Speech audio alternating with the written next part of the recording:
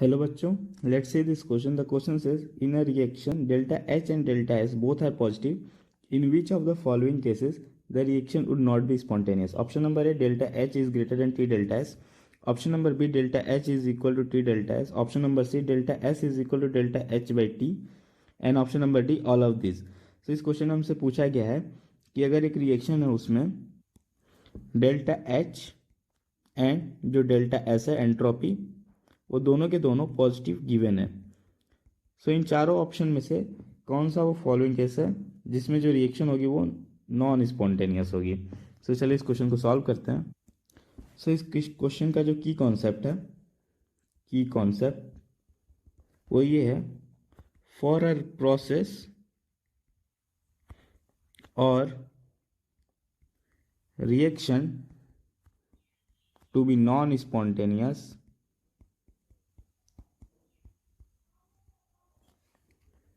its delta G should be positive. मतलब कि अगर कोई भी रिएक्शन या प्रोसेस है, अगर हम चाहते हैं कि वो नॉन स्पॉन्टेनियस हो तो जो उसका डेल्टा जी होता है वो क्या होना चाहिए, पॉजिटिव होना चाहिए. डेल्टा जी क्या होता है, here delta G is gives free energy, और ये क्या हमें होना चाहिए, ये पॉजिटिव होना चाहिए नॉन स्पॉन्टेनियस केस के लिए. So delta G is given by delta G is equal to delta H minus T delta S. So ये जो होता है वो होता है गिव्स फ्री एनर्जी का फॉर्मूला.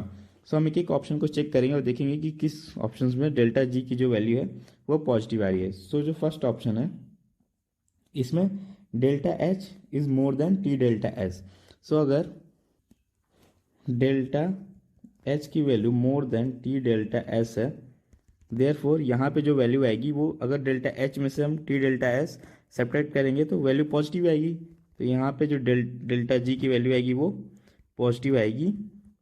सो जो रिएक्शन होगी वो क्या कैसे होगी, नॉन स्पॉन्टेनियस होगी.